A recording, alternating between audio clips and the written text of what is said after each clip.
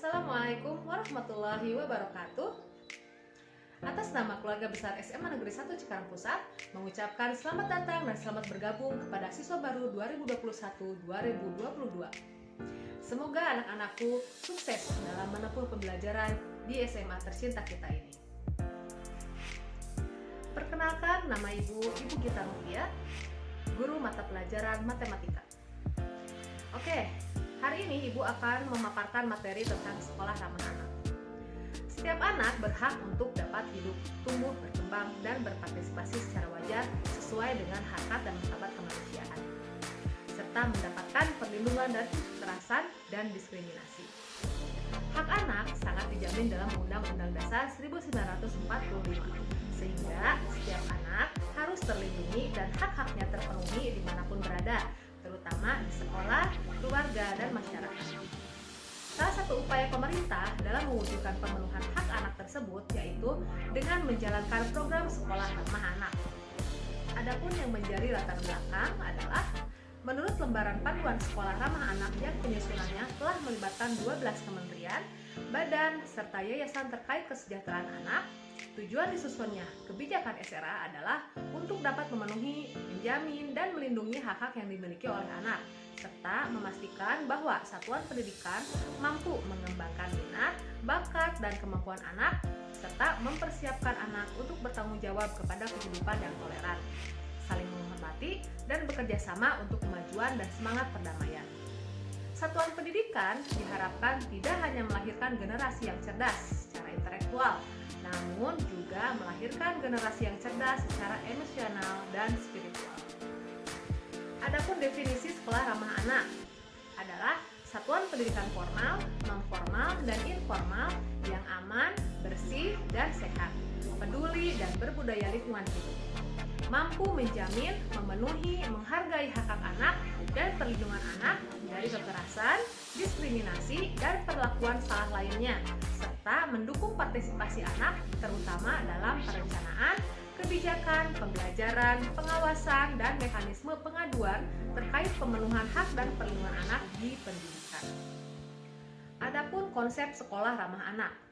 Sekolah ramah anak bukanlah membangun sekolah baru, namun mengkondisikan sebuah sekolah menjadi nyaman bagi anak, serta memastikan sekolah memenuhi hak anak dan melindunginya, karena sekolah menjadi rumah kedua bagi anak. Singkatnya, menurut laman KPL, sekolah ramah anak merupakan upaya mewujudkan pemenuhan hak dan perlindungan anak saat berada di sekolah selama 8 jam. Melalui upaya sekolah untuk menjadikan sekolah yang bersih, aman, ramah, indah, inklusif, sehat, asri, dan nyaman. Dan ini disingkat dengan barisan yang membuat lingkungan sekolah sangat kondusif untuk mendukung program belajar mengajar anak-anak.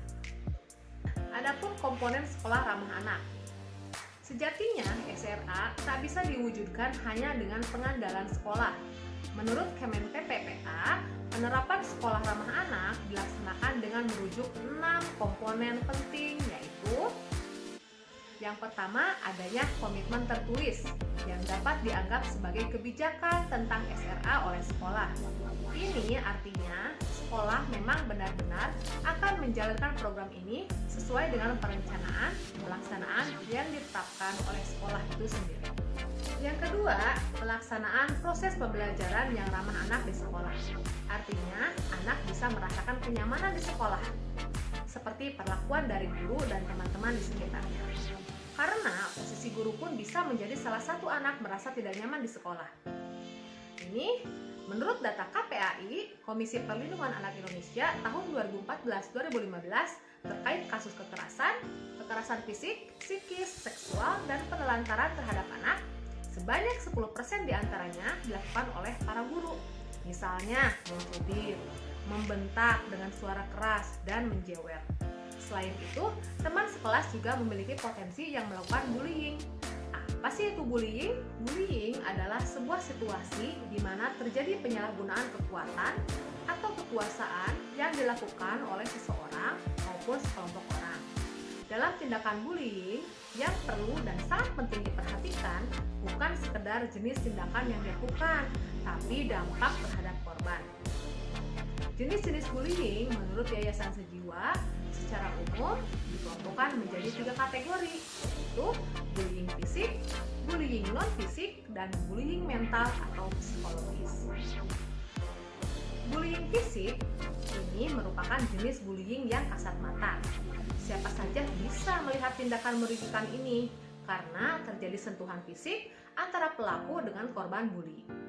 Contoh bullying fisik: menampar, menimpuk, menginjak kaki, menjegal, meludahi, memalak, melempar dengan barang, menghukum dengan berlari keliling lapangan, menghukum dengan cara push up. Itu merupakan bullying fisik. Nah, ada juga bullying verbal. Ini jenis bully yang juga bisa terdeteksi karena bisa tertangkap indera pendengaran. Contohnya, memaki, menghina, menjuluki, meneriaki, mempermalukan di depan umum, menuduh, menyoraki, menebar gosip, memfitnah, ya. Itu adalah contoh-contoh bullying verbal. Gimana sih kata-katanya bullying verbal? Misalnya, gendut loh, cungkring loh. Itu kan ya biasanya kita sama teman-teman, cupu loh. Nah, itu sudah termasuk bullying verbal. Atau sering begini teman-teman, liburan gak kemana-mana ya, kasihan deh loh. Nah, itu juga bullying verbal teman-teman. Jadi hati-hati ya.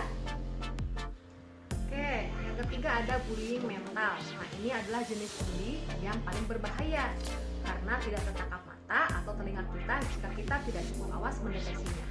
Contohnya seperti apa? Memandang sinis, memandang penuh ancaman, mempermalukan di depan umum, mendiamkan, mengucilkan, mempermalukan, meneror lewat pesan pendek telepon genggam, atau kita kirim voice note seperti itu ya, mengancamnya. Nah, itu termasuk dengan bullying mental. Itu masuk ke dalam cyberbullying ya. Kemudian ada yang memandang yang merendahkan, melototi, mencibir ya. Teman-teman hati-hati dengan cyberbullying ya, karena sekarang sudah ada undang-undangnya. Jadi hati-hati, teman-teman bisa dilaporkan kepada pihak yang berwajib. Nah, jika teman-teman menjadi korban bully di sekolah, teman-teman bisa melaporkannya ya. Misalnya kita lapor ke pembimbing akademik ya, atau kepada guru mata pelajaran ya, jauh-jauhnya ke kepala sekolah ya. Jika akan diselesaikan secara kekeluargaan, berarti selesai di sekolah ya. Tapi jika tidak bisa diselesaikan di sekolah, bisa di antara orang tua dipertemukan seperti itu ya. Terus nanti mungkin ke tingkat kelurahan atau bisa nanti jauhnya lagi ke pihak yang berwajib. Ya teman-teman, laporkan saja karena sesuatu yang tadi Ibu sebutkan tadi yang 3 itu termasuk kepada bully ya gitu. Nah, selanjutnya ini untuk komponennya adanya para pendidik dan tenaga kependidikan yang terlatih serta memahami hak-hak anak. Artinya apa? Artinya pendidik memang memiliki kompetensi di bidangnya dan bisa memperlakukan anak sesuai hak yang si anak miliki. Nomor 4 di sini ada sarana dan prasarana ya. Nah, di mana sarana prasarana di sekolah ini artinya anak harus merasa nyaman terhadap fasilitas di sekolah yang ia gunakan. Anak tidak merasa takut atau terancam dari segi keselamatan. Misalnya seperti apa? Misalnya makanan yang ada di kantin sekolah. Ini biasanya orang tua mempunyai kekhawatiran terhadap kasus keracunan pada anak di sekolah yang disebabkan oleh jajanan yang tercemar oleh zat-zat yang membahayakan. Ya, juga misalnya ada kasus anak menjadi korban karena sarana prasarana yang tidak kokoh, misalnya akibat bangunan yang tak layak atau sudah rusak. Jadi sarana prasarana harus nyaman dan tidak menimbulkan kecelakaan atau kekhawatiran orang tua pada saat anak-anaknya berada di sekolah.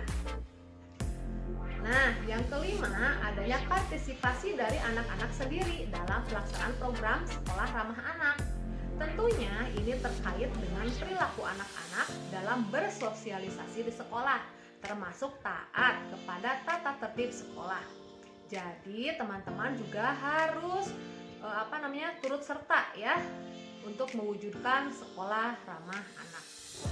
Oke, yang keenam di sini adanya partisipasi dari orang tua sebagai pendidik utama, lembaga-lembaga masyarakat, dunia usaha untuk mendukung sekolah, dan bahkan para alumni sekolah. Di mana orang tua juga perlu memantau kegiatan anak di sekolah dan juga perilakunya tentunya. Didiklah anak kita di rumah untuk bersikap sepatutnya di sekolah. Karena apa? Karena kekerasan pada anak juga rawan terjadi akibat 55% orang tua memberikan akses kepada anak terhadap kepemilikan ponsel dan internet. Selain itu, menurut data KPAI, sebanyak 63% orang tua menyatakan bahwa tidak melakukan pengawasan terhadap konten yang diakses oleh anak-anak.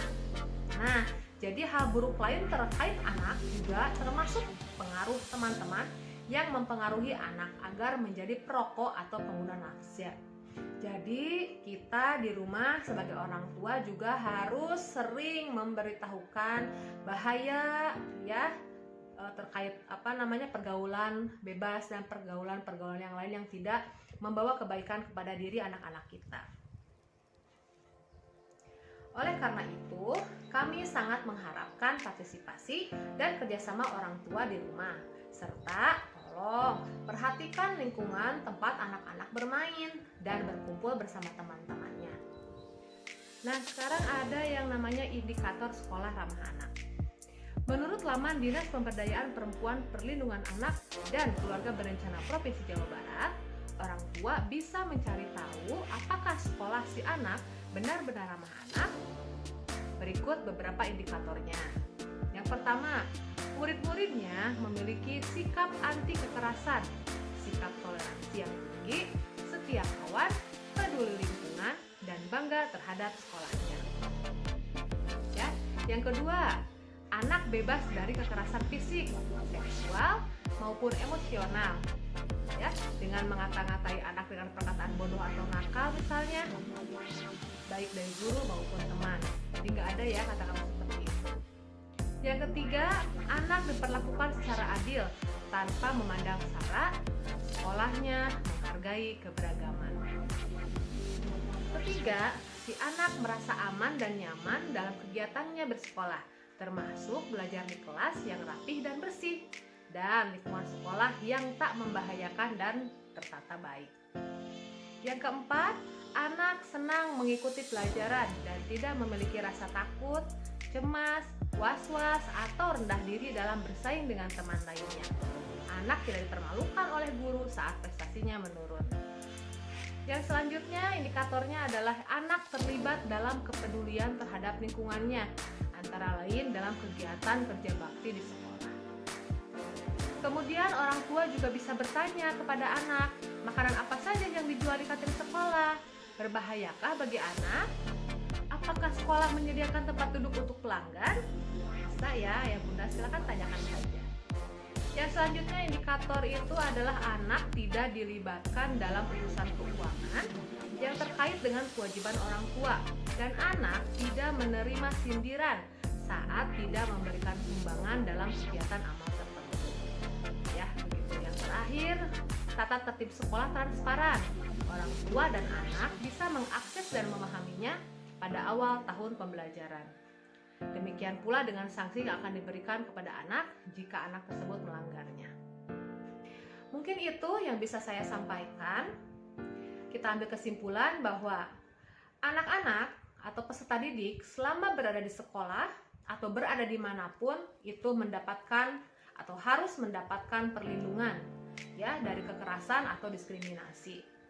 Maka diharapkan kerjasamanya, jika kita ingin diperlakukan baik oleh orang lain, maka kita pun harus memperlakukan orang lain dengan baik. Ya, semoga ini bisa menjadi bahan materi ya untuk teman-teman dalam bersikap bertindak di sekolah dan dimanapun berada. Akhirul kalam, wassalamualaikum warahmatullahi wabarakatuh.